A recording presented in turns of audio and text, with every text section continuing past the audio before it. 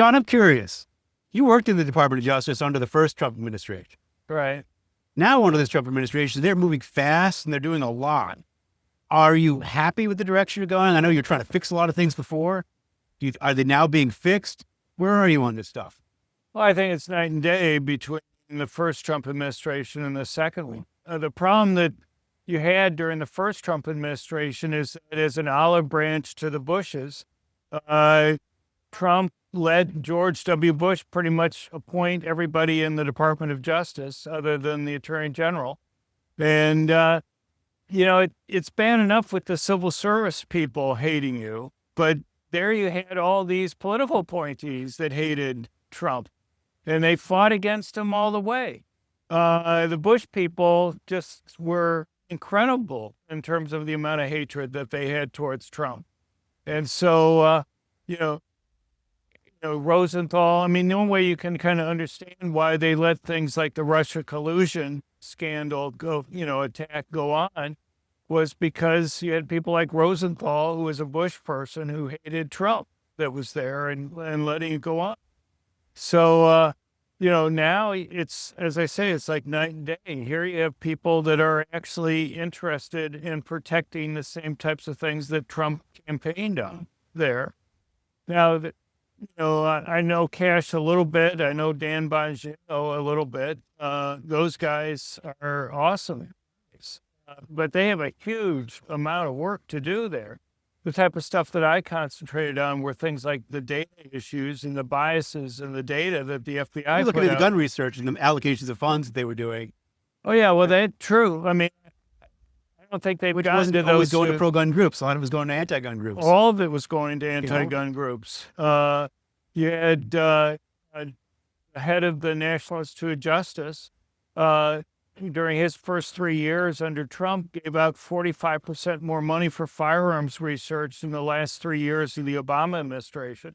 And every single dollar went to anti-gun people because David Mulhausen, who was the director, he said to me that even though he had been kind of a pro-gun guy to begin with, he hated Trump so much that he wanted even the Department of Justice coming out with studies saying that Trump was wrong on things like gun-free zones.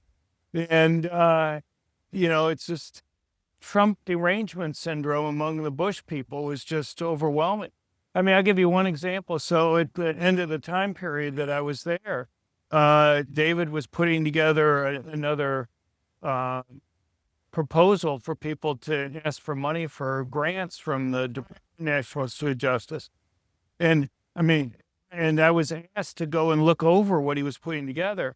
I'll just give you one sentence from the report that I remember well. He said he wanted research to look at impact that getting rid of gun-free zones, or how getting rid of gun-free zones would increase murder rates. Yeah. And I said, I said, David, why not just put down, would increase firearm homicides? And I said, David, why not just ask whether it would increase or decrease that? And David's response was, John, you're just an ideologue. It seemed to me to be more scientific to give it either one. And then I said, look, why are you're adopting kind of the public health people stuff about looking at firearm homicides? If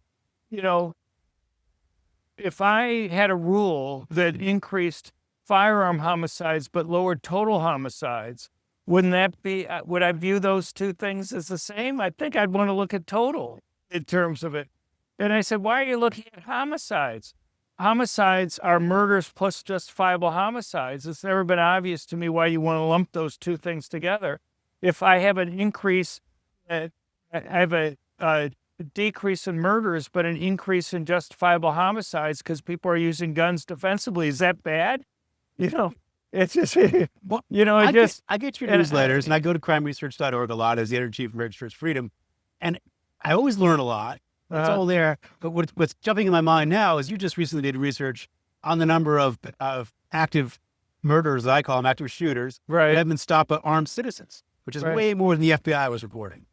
So yeah, the FBI puts out a report every year on active shooters, and we use their definition. When I was at the Department of Justice, one of the things that I was asked to look at was the reports that they put out. And it's amazing to me the biases that are there. They just missed lots of defensive gun use cases that were there. And even when you would go and point that out to people, one, they would fight against you. But even when you could get them to admit that they had missed something, years later, they still haven't fixed it, still haven't put those cases in. And, there were debates I would have with them about, I'd say, look, you're talking about whether law-abiding citizens are stopping these attacks. You have to differentiate whether it's a gun-free zone or not. If you're talking about law-abiding citizens, you can't expect them to stop attacks in places where it's illegal for them to have a gun for protection. And I got nowhere with the FBI people. They weren't willing even to consider trying to separate out those types of things. So anyway, what we tried to do in this recent study that you're talking about, that I'm pretty happy with, and we've been doing a lot more work since we originally put it out, was to kind of do a deep dive, compare the success of civilians stopping these attacks versus police. And one of the things that becomes very clear when you're looking at this is what an incredibly difficult job police officers have when they're in uniform, because these attackers have real tactical advantages. If you have a police officer present when you're planning these into one of these attacks, and you see somebody in uniform, you can either wait for them to leave the area, or you can move on to another target yourself, which makes it less likely that they'll be there to stop it as compared to a concealed carry permit holder where they won't know whether you're there or not.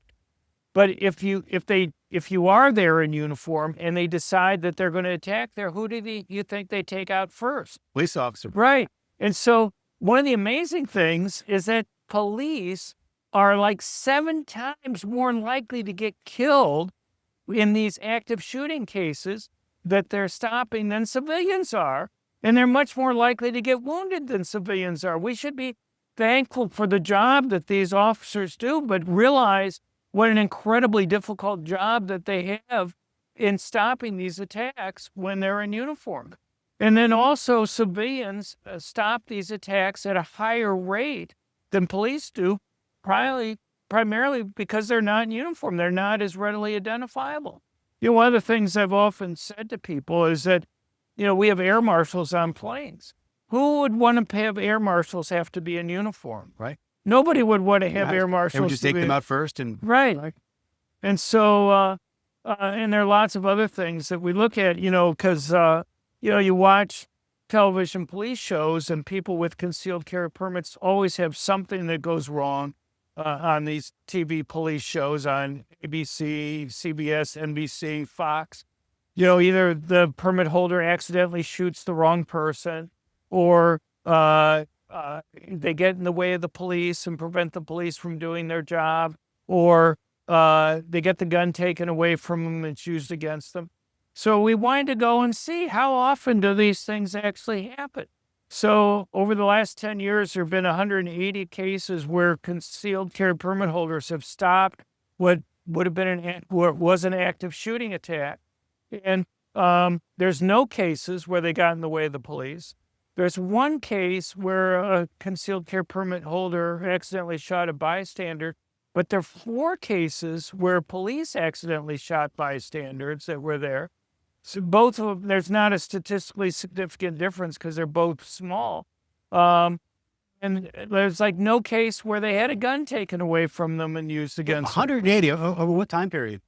As I said, over the last 10 years. This decade. Yeah. A few armed citizens have been killed, unfortunately, by responding police officers. Yeah, there are 2 of the cases. 2 of the cases, okay. One in Alabama, and I'm trying to remember where the other case was. It was one in Colorado. Right, Colorado, right. But basically, the one in Colorado had already ended. The civilian there had stopped the attack when the police arrived, and the police officer accidentally shot the bystander. So those were 2 But the police also accidentally shot 2 police officers. 2 police officers died in friendly fire from other police. So, it's fortunately these are rare instances in any of these cases, but but we got to measure these things to try to figure out where Well, they're. surveys show the police are behind armed citizens. Oh, police! Behind I've made a lot of use of this.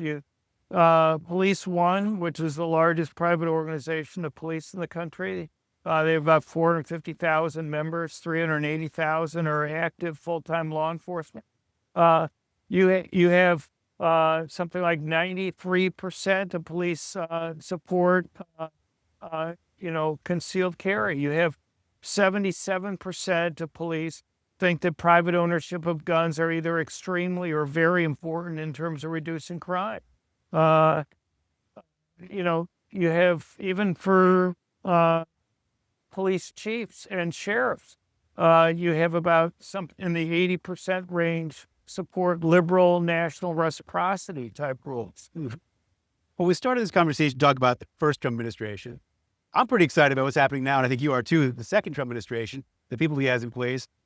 You optimistic? You like the way this is going? What do you think? As I say, I think it's night and day between them. I think it's a huge difference. These guys, in terms of clearing out some of the bad people at the ATF, in terms of, here you have situations where you'll have had Justice Department lawyers go into court and argue the opposite of what they wanted them to do, and they put on, administrative leave or whatever when they try to do these things. They have, they have a lot of house cleaning to do, in terms of everybody wants to be in Washington because that's where you get the fast career advancements. That's where the power's been. But Cash wants to move people out into the field, where the crimes are. FBI director, Cash Patel. Right. Okay. And, that's great that he's doing that. You've had, I don't know, was like 37% of the FBI agents have been in D.C. He's trying to get them out in the field where they can do stuff. There's so many things that the ATF was doing in terms of things like the zero tolerance policy that they had, where somebody makes a trivial paperwork mistake 18 or 19 years ago, and they, transpose 2 letters and a county name or something, and the Biden administration was using it to take away their license. And so they've ended those types of policies that are there. The thing is, they have so much to do.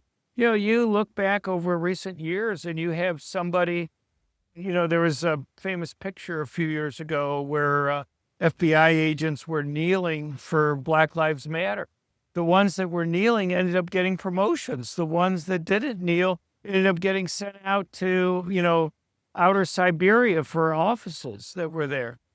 And so you have a lot of years where, the Bush administration was not good at dealing with this.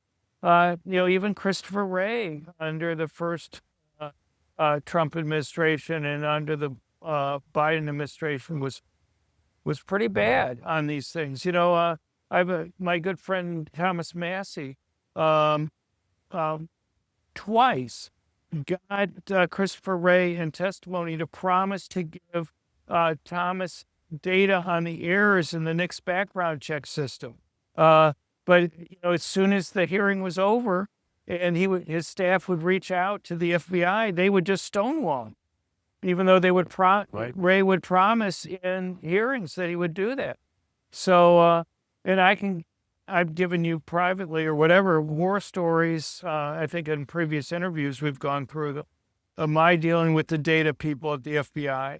One thing I always got asked was, how is it you could have the FBI go and spy on a presidential campaign and not have whistleblowers or leakers going and saying that something like that was occurring? And the answer is pretty simple. You have everybody who was involved all agreed with each other politically.